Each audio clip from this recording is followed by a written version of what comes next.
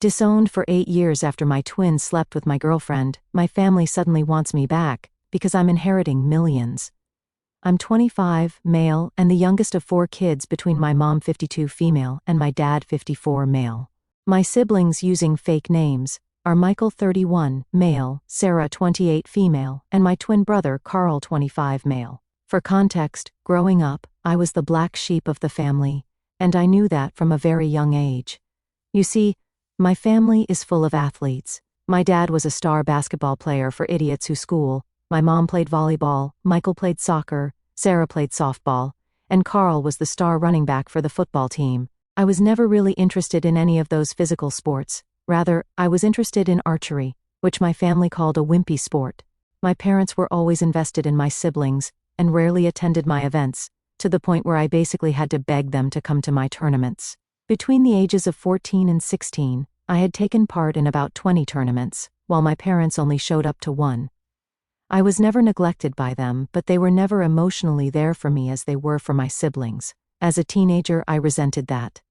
Whenever I tried to bring this up to them, they would always call me an attention seeker. However, this is not why I was disowned by my family. When I was 15, I began dating Amy, now 25 female, who was in the same grade as me at the time.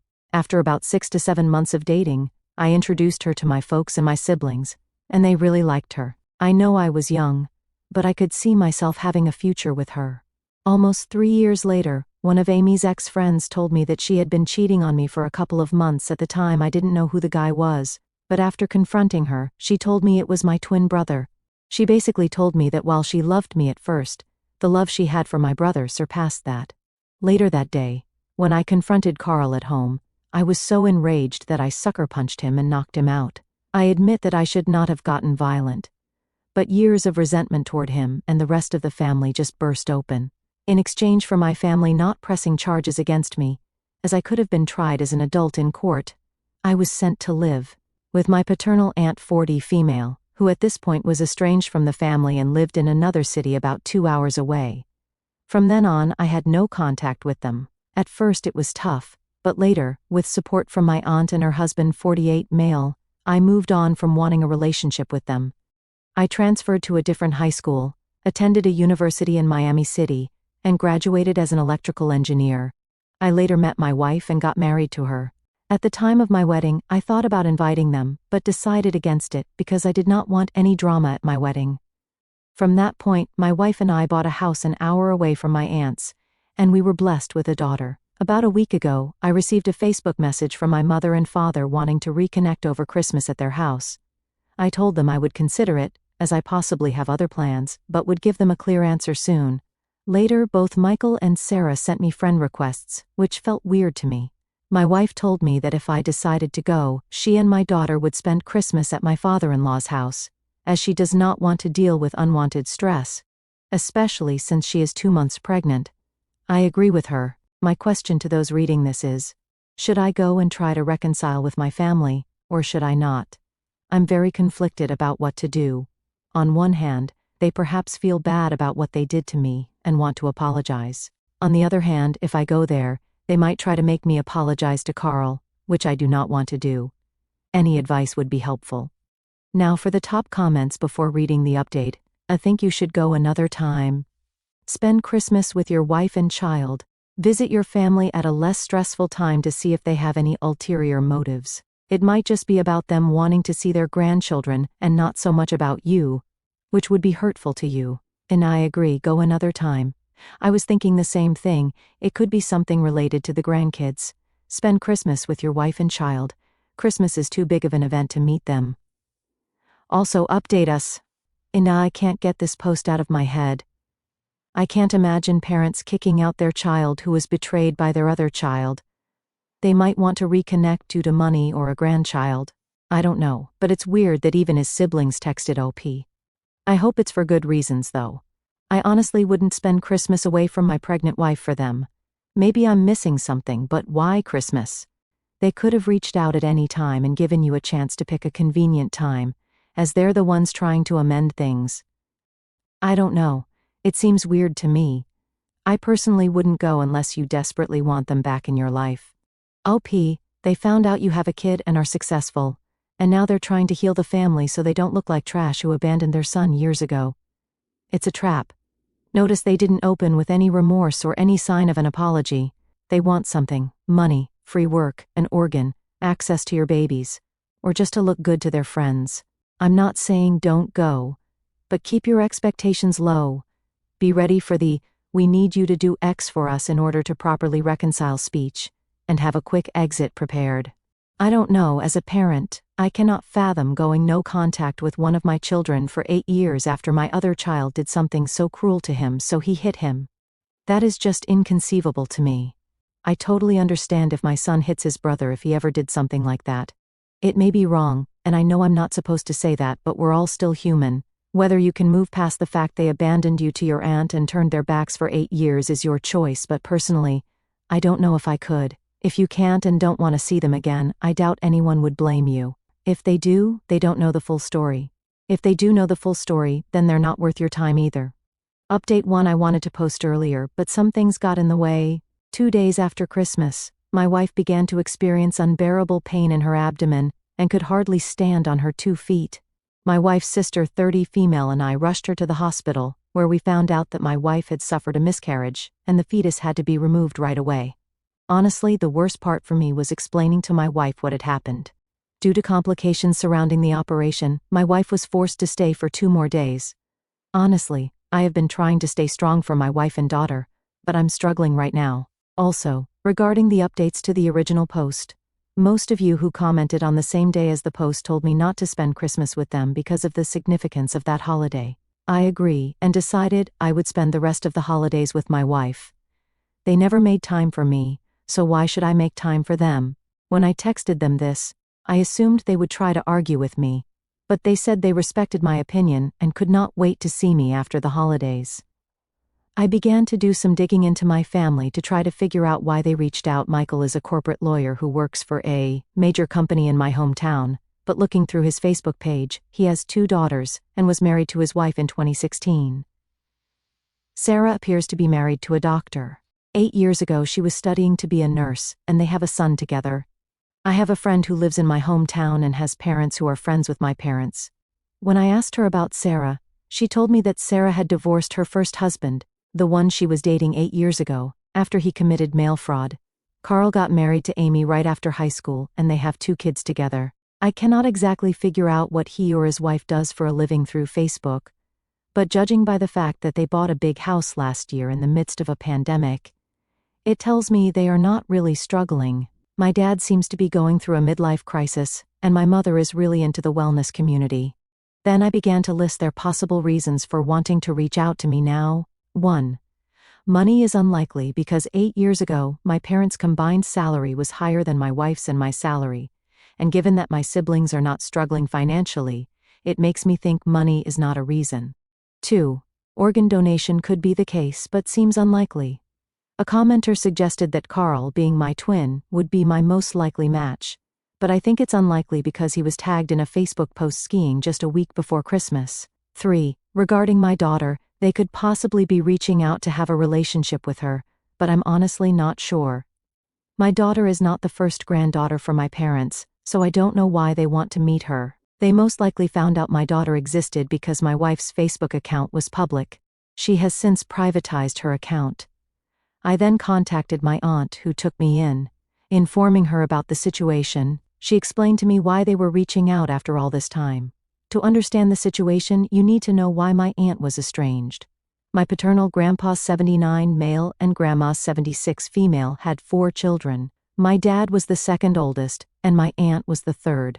After college, my aunt decided not to work for the family business and went to live on her own. My grandparents immediately disowned her and refused to have any contact with her. However, about 4 years ago, my grandpa began to reach out. About a month ago, my grandpa had been asking about me, what I was doing in life, and whether I was married or had kids. My aunt responded by calling him out for wanting to know about me after he supported Carl for what he did. That's when the whole situation changed. My grandpa told my aunt that it was because I had cheated on Amy with one of her close friends, so I deserved to be ostracized. My grandpa is a religious nut, so he looks down on cheating. He had been told by my family that after the woman I allegedly cheated with confessed to Amy, She went to Carl and Sarah for support and comfort. When I found out about this, I supposedly confronted and brutally attacked Carl and Sarah. Sarah was the one who tried to break me and Carl apart. But I did not lay a finger on her, and I did not do that to Carl either. When my aunt was telling me this, my jaw dropped. I could not believe that they hated me so much that they were willing to make up a terrible lie about me and spread it around. My aunt later told my grandpa the full truth about what truly happened, and she told me he was shocked because he always thought Carl was a good kid. My grandma then asked my aunt for my number, which she declined to give. I figured out why my parents and siblings wanted to get in touch with me. It turns out my grandpa had told them that if they did not apologize for what they did to me and have me over for the family Christmas dinner, they would be cut off from his will. For context, he is a multimillionaire, so that's why they reached out to me. Not to apologize for how they wronged me in the past, but because if they didn't, they would not get anything from Grandpa. What a bunch of greedy people. After hearing about this from my aunt, I decided to block all of them. Why should I respond to them at this point? All of them are dead to me. I have a wife to support after what she went through and a family that respects me in my in-laws. However, this does not end here. 3 days after New Year's Eve, I received a call from an unknown number on my work phone. I'm used to getting calls from unknown numbers because of my career, but when I picked up, I heard my grandfather's voice. He most likely got my number from my company website. The first thing he did was apologize for not trying to get in contact with me for the past 8 years. He told me he was sorry that he could not be there for important events such as my graduation, wedding, and the birth of my daughter. I was not really close to him before, so him cutting me off did not bother me. Later in the call, he told me he was so disgusted with the rest of my family that he was cutting them off as well and adding me to his will. I honestly do not know how to feel about that, as the money would be helpful, but at the same time, I do not want him to use it as a way to force a relationship between me and my daughter. We talked for about half an hour, and the call made me think that perhaps I could build a good relationship with my grandpa. But then he told me something that got me really pissed. He told me that he was disappointed that my daughter had not taken the family name. For context, after I got married to my wife, the issue of what last name to use as a couple came up. For some legal reasons, I wasn't able to change my last name to my wife's, but we decided as a couple that all of our future children would have her last name. At this point, I unloaded on my grandpa, calling him a sile old man and many other hurtful things, and told him to never contact me again. The audacity of this man to say that after what I went through is something I will not let him use the money I might receive in the will to control me. Even if I receive the money, I will donate it to a local charity, but he's a man of false promises, so this is unlikely. These past few weeks have been really tough for me, and I hope to make it to the other side. My wife has privatized her Facebook account, and my in-laws have done the same. Whatever they do to try to contact me is beyond me. They might hire a private detective to try to find me. I believe they do not know where I live, but you never know. I've thought about getting a restraining order, but given that there are lawyers within the family, getting one will be hard. I didn't really get any time to answer questions given in my last post before it was deleted for some reason. I will do my best to answer any questions for the next day or two. But after this, I'm done using this site for a while. Thank you for all your advice, and I wish you all the best in this new year. Update 2. Hey everyone, it's time for another big update from my end, and boy, it's been a roller coaster. A lot has happened since the last time I posted, and I've got some pretty heavy stuff to share. Let's start with my grandpa. Our relationship has always been a bit rocky, with lots of ups and downs, mostly because we just didn't talk much. But recently, he did something that totally caught me off guard. He actually agreed with my decision to give my kids their mom's last name. Not just that, he's cool with them deciding if they want to change it when they're older. For a guy from his generation, that's pretty progressive, and honestly, it felt really good to hear him support our decision. During a recent visit to introduce my kids to their great-grandpa, he decided to drop a huge bombshell out of nowhere. He told me that he's put me in his will, and I'm set to inherit something like $2.3 million in assets. Yeah, you read that right, millions. I was floored, not just because of the amount, but because it suddenly made sense why my estranged family suddenly wanted to get all cozy again. This whole inheritance thing has really made me rethink their motives. It's pretty clear now that their sudden interest in reconnecting had more to do with the potential money coming my way than any real desire to make amends. It's kind of sickening to realize that, but it's not entirely surprising given our history. This whole situation has thrown me into a loop, making me think back to all the family drama over the years. I've always been the odd one out because I wasn't into sports like the rest of them. I got into archery, which they all thought was lame. My twin brother's betrayal 8 years ago was the last straw. He got involved with my girlfriend at the time, and instead of getting any support, I was the one who got kicked out. They sided with him and pretty much erased me from their lives until now. Fast forward to now, and after being out of touch for so long, they hit me up wanting to reconnect just as Grandpa changes his will. Coincidence? I think not. Introducing my kids to Grandpa went better than expected. It was kind of nice seeing them meet him, and he actually seemed to enjoy it too. We had some real talk, and he shared a lot of old family stories, which was interesting and gave me a lot to think about. But it's tough to shake off the feeling that there's always some angle or hidden agenda with my family. Now I've got to figure out what to do next. How do I handle this inheritance? Do I even want to dive back into the family drama pond because of the money? And how do I deal with Grandpa's newfound interest in my life without feeling like it's all just because of the will? This is a lot to process, and I'm trying to figure out the best way to move forward. If anyone's got any advice or has been through something similar, I'd love to hear it. Family can be complicated, and right now, it feels like I'm in the middle of a soap opera. Thanks for letting me vent here. This community has been a great support through all of this craziness. I'll keep you all posted on what happens next. Here's to hoping for less drama and more peace in the future. Update 3. Hey Reddit, here's the scoop. Someone, I suspect one of my uncles who's always been a bit of a blabbermouth, leaked the info about Grandpa's will changing. Suddenly, my Facebook inbox is like a war zone, bombarded with messages from family members I haven't heard from in ages.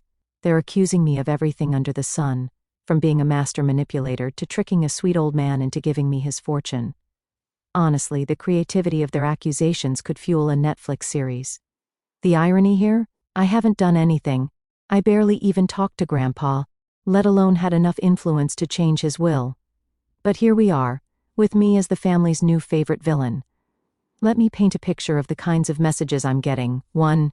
My older sister, who usually can't even remember my birthday, sent me a long message about family loyalty and how I've betrayed everyone's trust. She ended her message with a passive-aggressive, "Hope you're happy with yourself." 2. Then there's my cousin Dave, who's suddenly interested in reconnecting after years of silence. His message was all sweet and nostalgic until he hit me with a, "So about Grandpa's will." 3. And let's not forget Aunt Linda, who straight up accused me of using dark magic, her words not mine, to influence Grandpa. I didn't know whether to laugh or be offended. Honestly, the audacity and the theatrics of it all have turned into my new form of entertainment. My wife and I have started taking bets on who's going to say what next. Will Uncle Joe claim I brainwashed Grandpa with some high-tech gadget? Will Cousin Sarah start a Facebook group to save Grandpa from my clutches? The possibilities are endless and bizarrely amusing. Here's the thing, this whole fiasco has really put things into perspective. Watching my family lose their minds over money has just reaffirmed why I stepped back from them in the first place. There's something liberating about seeing their true colors on full display. It's like confirmation that I made the right call by keeping my distance. Plus, it's not about the money for me. I've built a life that I'm proud of, far away from the family's toxicity. I have a beautiful wife, great kids, and a peaceful home. No inheritance can top that, no matter how many zeros are attached. Grandpa, for his part, seems oblivious to the chaos he sparked. Or who knows, maybe he planned this as a final test to see who's who in the family zoo. Last I heard from him, he was just concerned about making his peace, setting his affairs in order, and making sure I knew he supported me. It's weirdly touching, even if it's caused a hurricane of family drama. For now, I'm just sitting back and watching how this all unfolds. I'm keeping records of all the messages, partly for legal cover if things get nastier, and partly because you never know when you'll need a good laugh at the absurdity of it all. As for responding, I'm staying out of it. No messages, no calls, no engagement. It's like watching a soap opera where you root for the chaos but stay safely on your couch. Thanks for letting me vent, and for all the advice you guys have offered in the past. It's been a wild ride, and somehow sharing it here makes it a bit easier to handle. I'll keep you posted if anything else crazy happens, but for now, I'm just enjoying the peace that comes with having my priorities straight. Catch you all on the next update. Update 4. Hey everyone, a few of my family members have officially crossed into uncharted territory. They're suing me. The reason? They believe that because my children don't have the family surname, I shouldn't inherit from Grandpa. Their argument hinges on a bizarre interpretation of family legacy and entitlement, which frankly, is just a thinly veiled attempt to get their hands on Grandpa's money. But that's not all. They're also challenging the validity of Grandpa's will by questioning his mental health. According to them, only someone not in their right mind would leave a significant portion of their estate to someone whose kids don't carry the family name.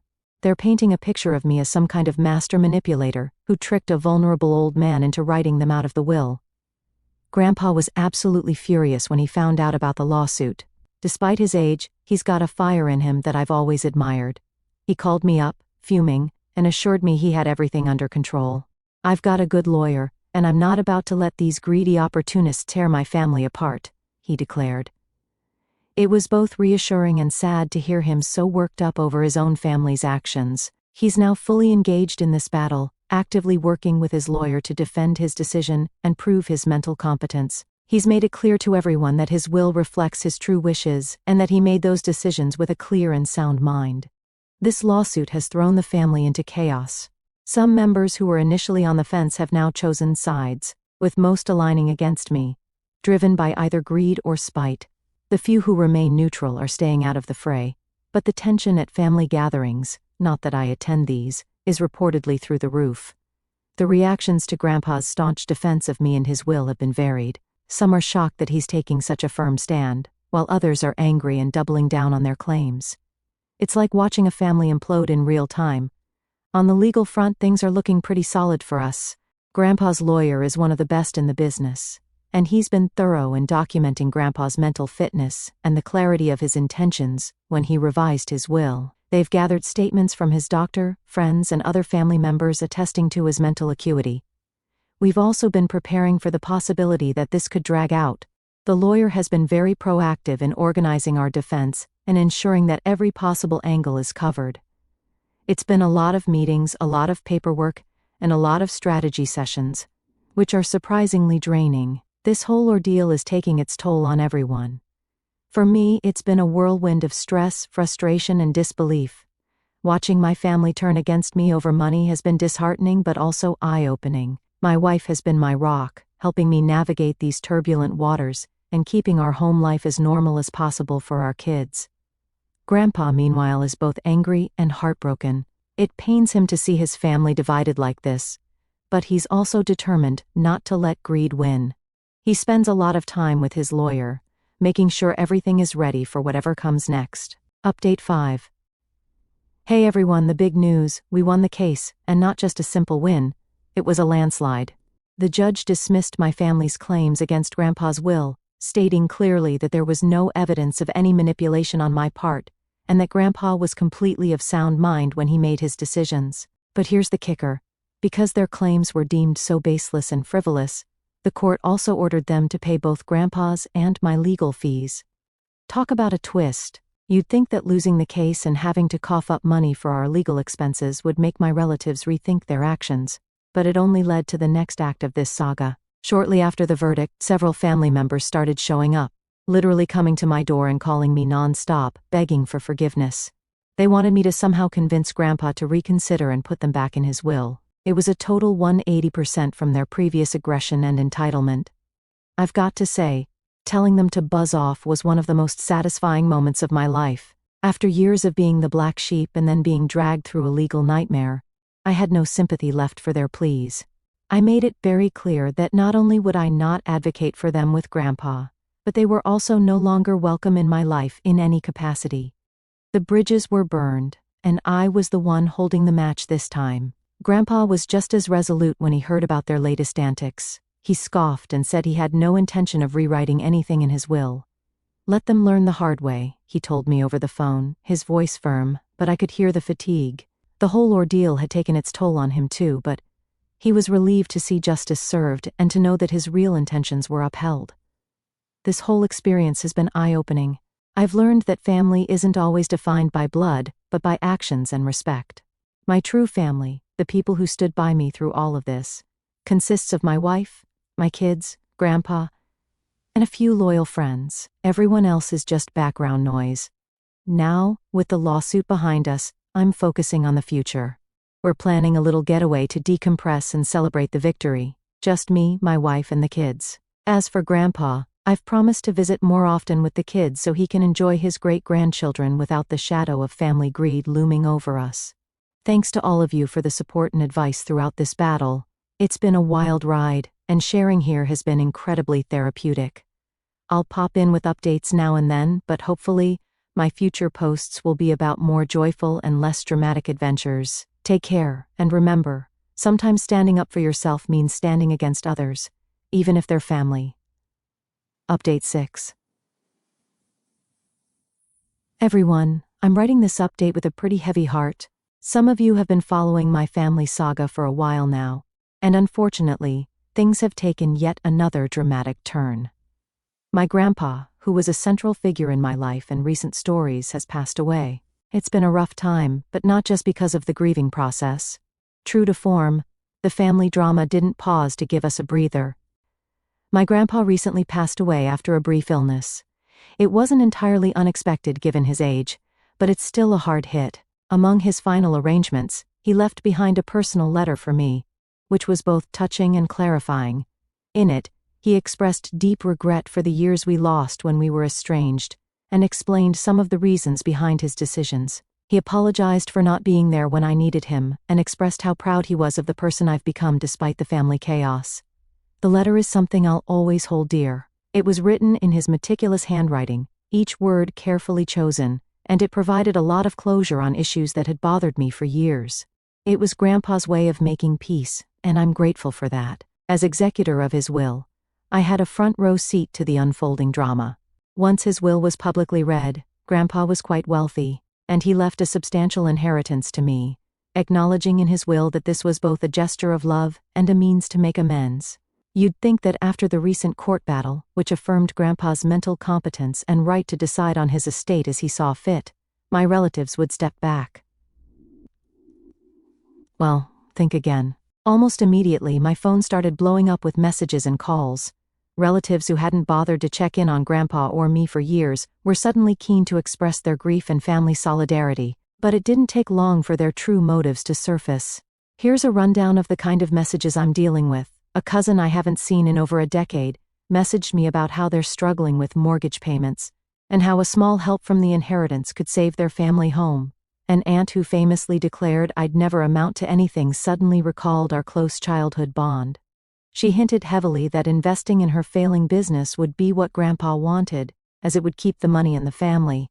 My younger brother, who sided with others during the lawsuit, sent a long, rambling email about how unfair it was that I was hoarding family resources that could benefit everyone. I've had to be firm, maybe even harsh. My response has been consistent: no. I explained that the inheritance was a legal matter settled by Grandpa's clear wishes and not a family slush fund. I've also reminded them that their current financial or personal situations, while unfortunate, are not reasons for me to disregard Grandpa's final wishes. Given the previous lawsuit, I'm not taking any chances. I've consulted with my lawyer to ensure all interactions that could be legally significant are documented. My wife and I are also planning how to use the inheritance responsibly. We're looking at setting up educational funds for our kids, contributing to charity, and possibly investing in a few long-term financial securities. We want to honor Grandpa's memory by using this inheritance to secure our children's future and help others, not fuel endless family greed.